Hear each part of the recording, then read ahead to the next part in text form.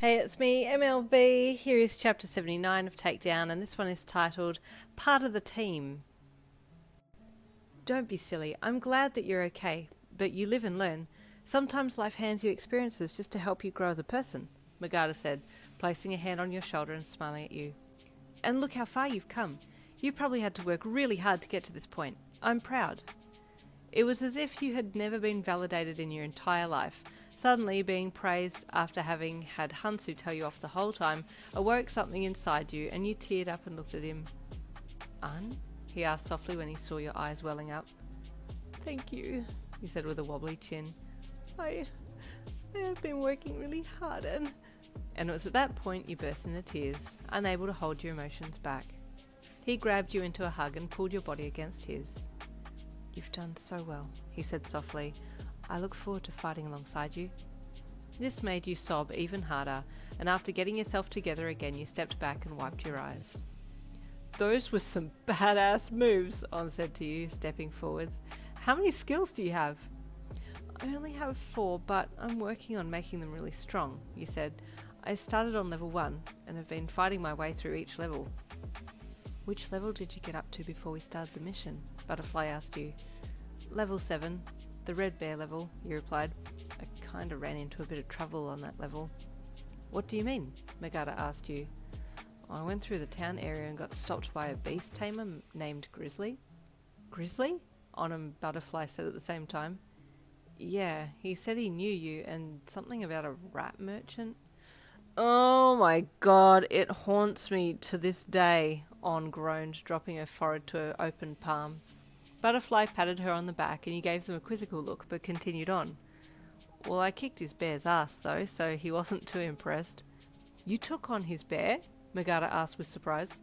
Yes, you replied. Why does that surprise everyone?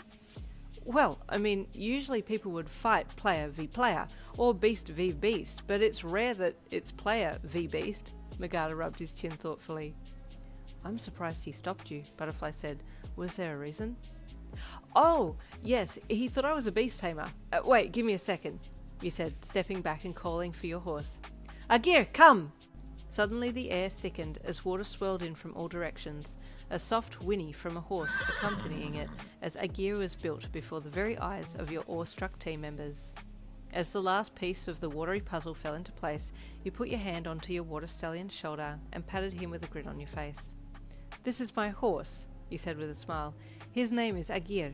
He's the former boss of Level 5, Butterfly finished in awe. How did this happen? You have the boss of Level 5 at your service? It's a strange story. I was grinding on Level 3 and I saved some beavers from a fox attack, and the blue fairy gave me an orb that if I fought the boss of Level 5 and got his health to 50%, then I could catch him. Kinda like a Pokemon thing, you said. And you fought him when you were only just practicing on Level 3? Magata asked with surprise. That's amazing. I nearly died, you said, patting Aegir. He put up a good fight. Aegir snorted and the group chuckled.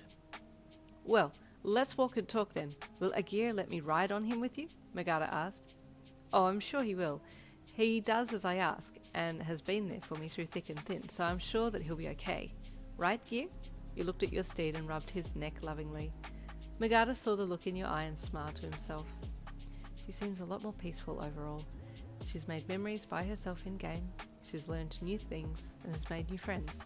She's really come a long way. You got Aegir to step a leg out and quickly mounted him, then nudged him forwards with your heels and stopped him beside Magata for him to hop aboard.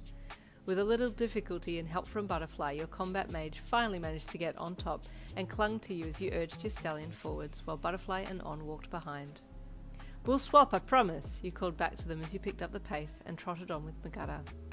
Okay, Butterfly called as you disappeared off ahead. She's really come a long way, hasn't she? He commented to On. Yeah, she kind of reminds me of you in a way, On mused. Not with the shyness though, but inexperience. But the more experience she gets, the more confident she becomes. Butterfly nodded, and Magata very much likes her as well. Yeah, he's pretty much smitten, I'd say, On chuckled. Up ahead on horseback, you and Magata chatted about your in-game experience. Hey, also, you added, Could you please not tell Hansu that I was playing in-game without him? He would be so mad. I know he's only looking out for me, but I really do feel like we're not seeing eye to eye anymore. I know I've said this before, but I don't want to be a scientist anymore. I'm really done with it. Then you do what you want to do. Don't let Hansu make up your mind for you, Nagata said from behind you, his hands on your waist. Once the Goha mess is sorted, change jobs. You know what? I'm going to, you said confidently, and I think I'd like to work at UA. Really? Nagata asked. That would be really cool. I want to teach as well as do hero work. Maybe we could be co-workers there one day? I'd love that, you said with a smile, looking back over your shoulder at him. He smiled down at you, then bent his head to kiss your lips as Aegir plodded on. I think meeting you and playing this game has been the best thing for me, he said with a smile. If it weren't for this, I'd be stuck in that lab with no life. And there ends chapter 79. Stay tuned for chapter 80 coming tomorrow.